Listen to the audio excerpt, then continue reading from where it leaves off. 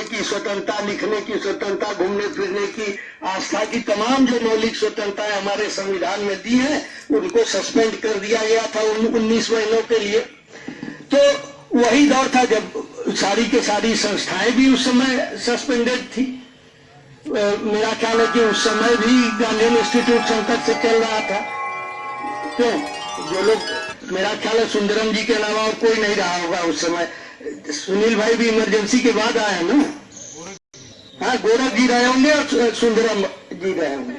हाँ, आपके पिताजी थे। लेकिन वो मैं इसलिए जानबूझ के इसका उल्लेख कर रहा हूं कि वो एक संकट का दौर था, वो पूरे देश के सामने संकट था। और उसी समय यह भी था, गांधीयन इंस्टीट्यूट के सामने भी उस समय भी यही स्थिति थी। वेतन नहीं मिल रहा था और उस तरह की परिस्थिति में आए थे और कल्पना लोग करने लगे थे कि क्या क्या विकल्प हो सकता है, इसका और क्या विकल्प हो सकता है। तो मैं आप लोगों के समक्ष ये चर्चा जानबूझ करके इसकी करना चाहता था इस रूप में कि वो बागी लोगों का अप्रोच जयप्रकाश जी का सफल हुआ। ये बागी दूसरे किस्म के थे, राष्ट्रीय स्वयंसेवक संघ के लोग। और जयप्रकाश जी का पहले से आप देखिए इस मामले में सांप्रदायिक तनाव जो विभाजन के समय भी हुआ, आप हमको पुराने लोग मिलते हैं, गांधी संग्रहालय वाले क्या कहते हैं रामजी बाबू, रजी साहब किस्सा जो बताते हैं, वो सारे में जयप्रकाश जी ने उस दौर में दंगा शमन के लिए क्या क्या किया। खान अब्दुल गफ्फार खान, महात्मा गांधी, इन लोगों को लेकर के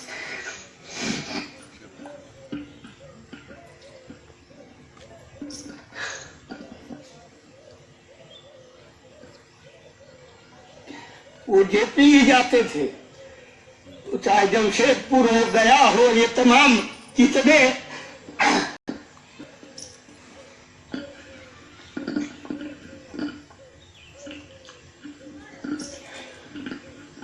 तो उस समय से सांप्रदायिकता के खिलाफ भी, और यहाँ तो स्टडी हुई है, ये गांधी विद्या संस्थान ने जमशेदपुर, मेरा ख्याल आजादी के बाद का पहला प्रमुख दंगा हुआ होगा, जिसके बारे में आप लोगों ने यहाँ लाइब्रेरी में जब खुली हुई थी तब देखा होगा। वो गांधीयन इंस्टीट्यूट का प्रकाशन है जिसने व्यवस्थित तरीके से उस सांप्रदायिक दंगे का अध्ययन किया।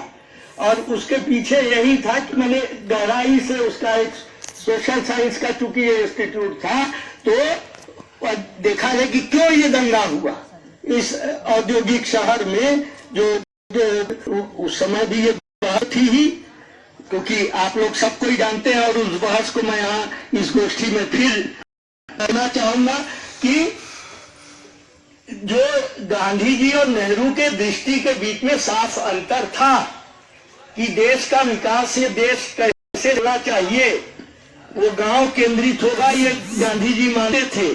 नेहरू नहीं मानते थे कि गांव केंद्रित होगा। तो ये बहस तो थी ही, और उसके बाद उसके जो परिणाम आने लगे, तो उन परिणामों का भी कहीं न कहीं अध्ययन गांधी विद्या संस्थान जैसी जो संस्थाएं थी वो लोग कर रही थी। कोई छोटे उद्योगों की क्या हालत थी, मुझे याद है चंदोला जी का, जी राउरकेला, हाँ राउरकेला और जमशेदपुर, ये दोनों औद्योगिक शहर थे। और इन दोनों जगहों पे जब सांप्रदायिक दंगा हुआ, उसका अध्ययन विधिवत सिस्टमैटिक किया। मेरा ख्याल है सुंदरम जी रहे होंगे, इसीलिए वो फर्स्ट हैंड वो बता सकते हैं। लेकिन गांधीयन इंस्टीट्यूट ने किया और उसकी रिपोर्ट आई। उसी तरीके से ये बनारस के जरी के काम करने वालों पे ललित चंदोला जी का काम था। बनारस के सद्दड़ वालों पर, जो हाथ से सद्दड़ खींचते हैं, जो आजकल दिखाई नहीं देते हैं, जो मूल बनारस के ये हरतीरथ के हैं, आनंद अध्यापक हैं काशी विद्यापीठ में, ये बताएंगे कि उस जमाने में और हमारे बचपन तक हाथ से सद्दड़ खींचने वाले थे, उनका अध्ययन गौरी शंकर जी ने किया। 90 वाले के पहले तक वो दिखता जी जी, और वो बड़े बड़े चक्के रहते थे जिसमें लोहे का वो रहता था, और पत्थर के खड़ंजा वाली सड़क आपको याद होगा विशेषरगंज में रहती थी। तो उनका अध्ययन जो है, व्यवस्थित अध्ययन डॉक्टर गौरी शंकर यहाँ थे, गांधी विद्या संस्थान का विधिवत अध्ययन, ये तो हुआ बनारस। और दूसरी तरफ जो है टैंक बनाम रोक चेकोस्लोवाकिया में रूस की सेना का चेकोस्लोवाकिया की जनता ने कैसे टैंक के सामने नियत्ती सेना जो है खड़ी हो गई, इस पर नारायण देसाई ने किताब लिखी थी। वो सरसेवा संघ ने नहीं छापी थी, गांधीयन इंस्टीट्यूट ने छापी थी और प्रस्तावना उसकी जयप्रकाश जी ने लिखी थी। और युगोस्लाविया का युगोस्लाविया मिलोवेंजिनास से सीधे सीधे जयप्रकाश जी का संबंध था, सीधे उनका संपर्क था, जो कि एक बड़े चिंतक थे। और वहां का क्या कहते हैं विकेंद्रीकरण, इसकी तुलना करते हुए एक किताब आई थी। मेरा ख्याल है यहाँ गांधीयन इंस्टीट्यूट के लोग थे और सरसेवा संघ से वो किताब प्रकाशित हुई थी। और वो तो उनकी किताब थी मिलोवेंजिनास की। मैं बात कर रहा हूँ गांधी विद्या संस्थान के लोगों ने decentralisation in Yugoslavia and India, ये किताब, मैं जिलास की अपनी किताब की बात नहीं कर रहा हूँ। तो ये आप सोच लीजिए कि माने भारत की जो एक अंतर्राष्ट्रीय दृष्टि, यहाँ ये जो मैदान आप लोग देख रहे हैं, मुझे स्वयं ये याद है नेपाल के राजा यहाँ आए हुए थे और उसके कहीं न कहीं जो कोइराला से संबंध जयप्रकाश का था और राजशाही कैसे खत्म और लोकतंत्र कैसे आए, इसकी भूमिका थी यहाँ। उसमें मुझे याद है कि बुदई महाराज भी आए थे और बुदई महाराज ने कहा था कि हमको जो सम्मानित किया था भारत सरकार ने, उससे ज्यादा सम्मान मुझे लगता है जब जयप्रकाश जी ने शाल उड़ाया था। तो इवान इलिच हो, जोहान गार्टून साहब, ये लोग जो दुनिया भर में शांतिवादी के रूप में जाने जाते हैं, जो युद्ध के खिलाफ में काम करने वाले दुनिया भर में लोग रहे, वो सारे लोग इस संस्था में आकर के उससे जुड़ते थे, अपनी बातें आकर के यहाँ करते थे। इस और अब सरकार पे आश्रित थे, ये इंस्टीट्यूट भी सरकार पे आश्रित था। आप लोग सब जानते हैं कि आधा वेतन उत्तर प्रदेश सरकार, आधा के Indian council of social science research से आता था, तो संकट तो आना था उस रूप में। मुझे ये लगता है कि जयप्रकाश जैसी कोई शख्सियत होती तो वो उन लोगों से अलग भी इस इंस्टीट्यूट को स्वतंत्र रूप से चलाने की औकात रखते थे। वो अगर जनता के बीच में अगर मानते जयप्रकाश कि हमको ये इंस्टीट्यूट चलाना है, तो मुझे लगता है कि वो पूरा वेतन दे करके चलाने की स्थिति में होते, बिना सरकार की मदद लिए हुए भी। लेकिन अभी जो परिस्थिति है, इसमें हम लोग ये यहाँ छोटे से समूह में इकट्ठा हुए हैं और फिर विचार कर रहे हैं देश के मौजूदा संकट के बारे में, तानाशाही के बारे में। तो मैं 1-2 मिनट में और जिक्र करके कुछ बातों का अपनी उसको समाप्त करूंगा। वो ये कि अभी आप देख रहे हैं हमारे प्रधानमंत्री कई अक्सर विदेश जब जाते हैं और यहाँ की मीडिया देती है कि फला देश में आज तक देश का ये भारतवर्ष का प्रधानमंत्री नहीं गया था, वहां गए नरेंद्र मोदी है।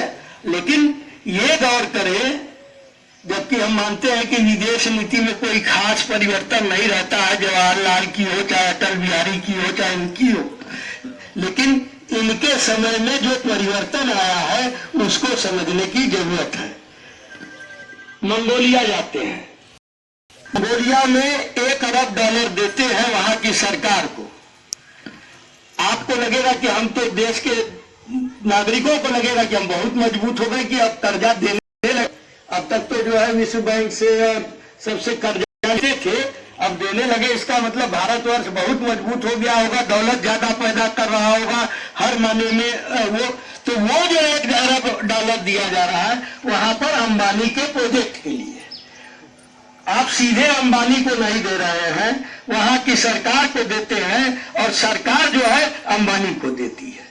अभी शेख हसीना आई थी, शेख हसीना को इसी तरीके से मैंने सैकड़ों करोड़ डॉलर का ऋण दिया। किसने? भारत सरकार ने दिया। और होगा क्या, उस पैसे क्यों दिया? क्योंकि झारखंड में बिजली बनेगी, अडानी बनाएंगे और बांग्लादेश को बेचेंगे। अंबानी साहब का भी पावर प्रोजेक्ट बांग्लादेश में है। तो मुझे लगता है कि जयप्रकाश जैसा व्यक्तित्व जिसका बांग्लादेश के निर्माण में योगदान है, कहने में मुझे कोई संकोच नहीं है, और ये उस देश के लोग मानते हैं। वहां जो एक बांग्लादेश का सर्वश्रेष्ठ सबसे बड़ा पुरस्कार है, वो पहली बार जब दिया गया, इंदिरा गांधी वगैरह उन सबको जो सैनिक मदद दी होगी उसके लिए तो बाद में दिया गया, लेकिन जयप्रकाश को सबसे पहले दिया गया, क्योंकि दुनिया भर में, यहाँ सुरेश भाई बैठे हैं, बांग्लादेश के रिफ्यूजियों के बीच में इन्होंने काफी काम किया था, ये जो बैठे हुए हैं ऊपर, ठीक उस दौर की बात याद कीजिए जरा, तो जयप्रकाश जी का दुनिया भर में एक दौरा हुआ था। वो मैं क्यों उल्लेख कर रहा हूं कि सरकारें तब तक मन नहीं बनाई थी, लेकिन दुनिया के लोगों ने मन बना लिया था कि बांग्लादेश को मान्यता मिलनी चाहिए, और उसमें अगर योगदान था तो जयप्रकाश का बहुत बड़ा योगदान था।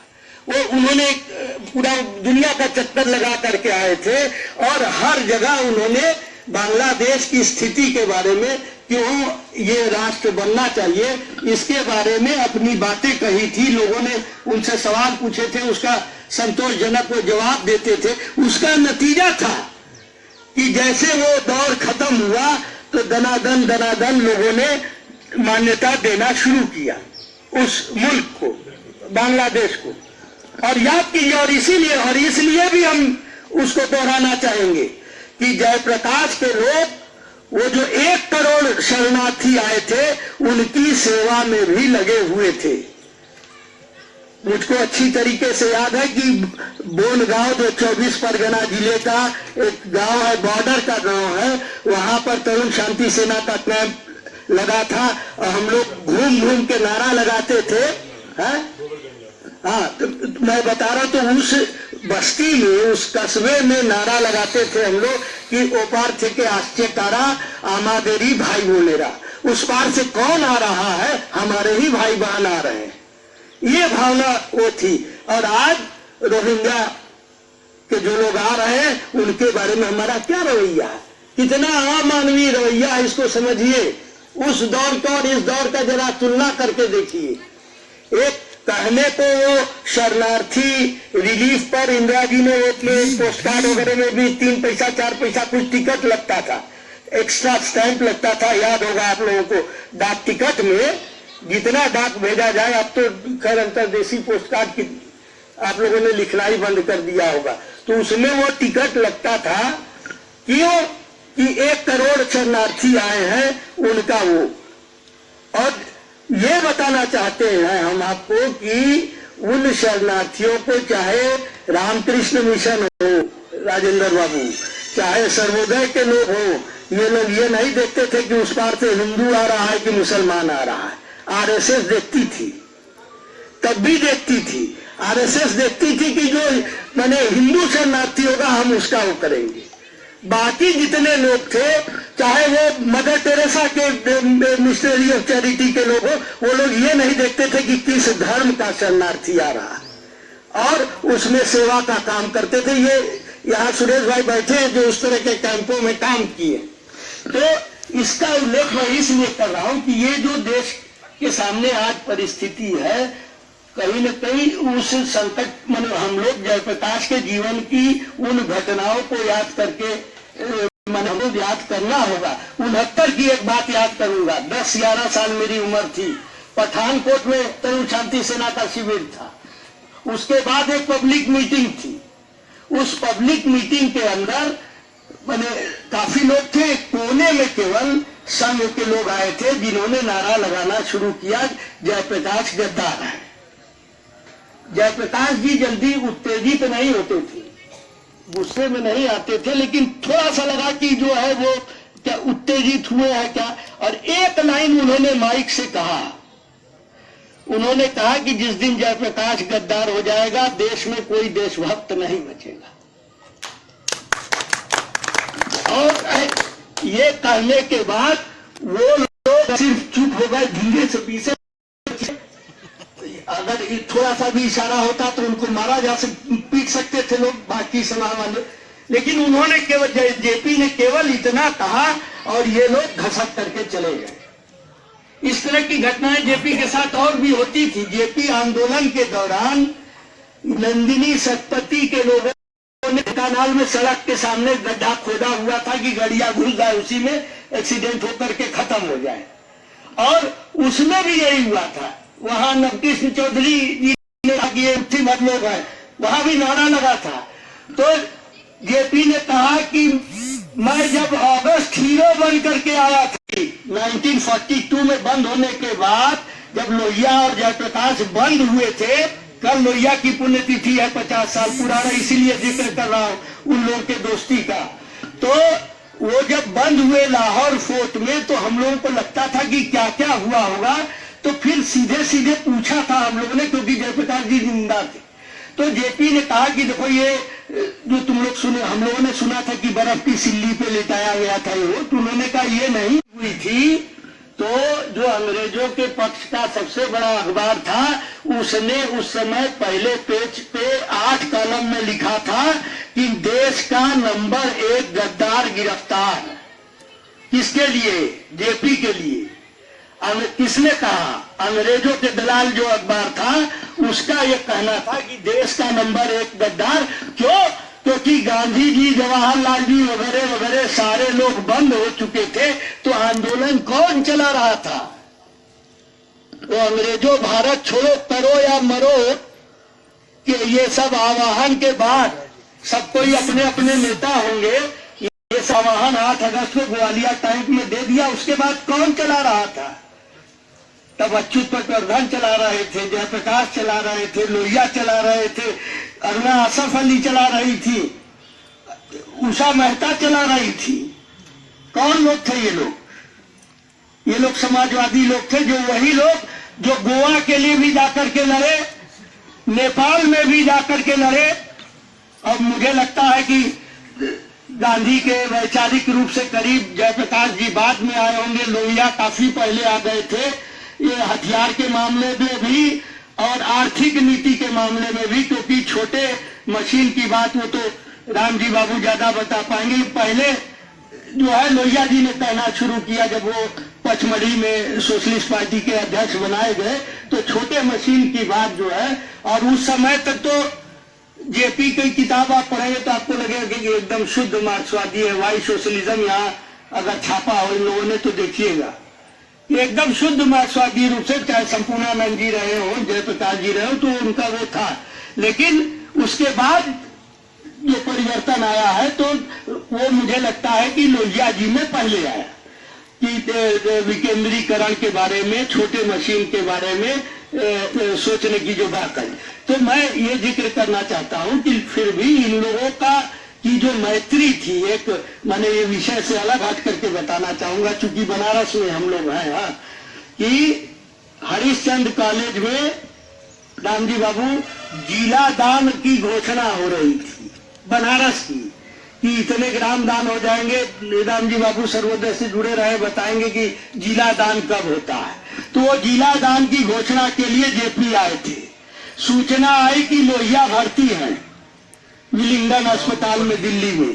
वहां सभा में सीधे जयप्रकाश जी ने कहा कि मेरे मित्र लोहिया अस्पताल में भर्ती है, और छोड़ करके सभा मुगल सराय गए। वहां से डीलक्स तक कहा जाता था, पूर्वा एक्सप्रेस को डीलक्स पकड़ करके सीधे चले गए। लोहिया जी की मृत्यु कुछ दिनों बाद हुई, तब तक लगातार उनके पास रहे। उस समय भी लोहिया ये कहते थे अपने मित्रों को दिखा के कि एक दिन यही फिर देश को खड़ा करेगा, देश इसके पीछे खड़ा होगा। 10 साल छोटे थे लोहिया, लेकिन कभी भी अगर तुम की जगह आप आ गया तो जेपी टोक देते थे। इस तरह की मैत्री थी उन लोगों के अंदर।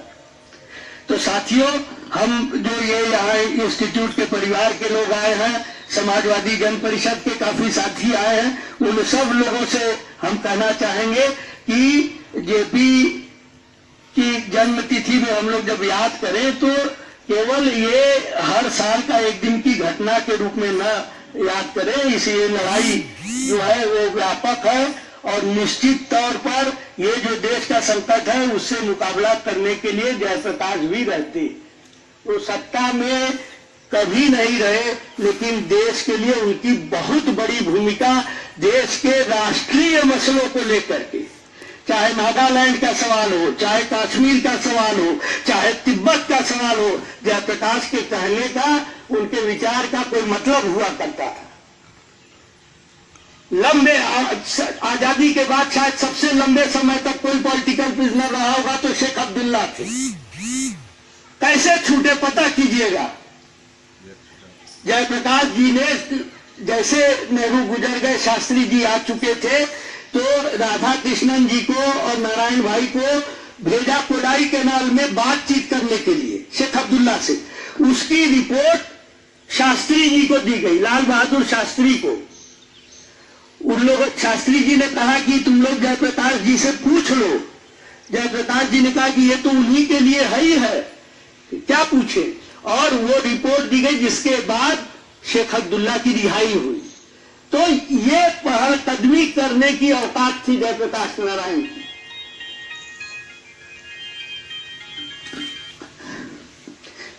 तो मित्रों, हम फिर अंत में कहेंगे कि हम लोग ये सरकार के दायरे से अलग हट करके भी ये जो संकट है उसका मुकाबला करने के लिए इसी तरीके से एकजुट रहे। यही कहकर मैं अपनी बात समाप्त करूंगा। धन्यवाद।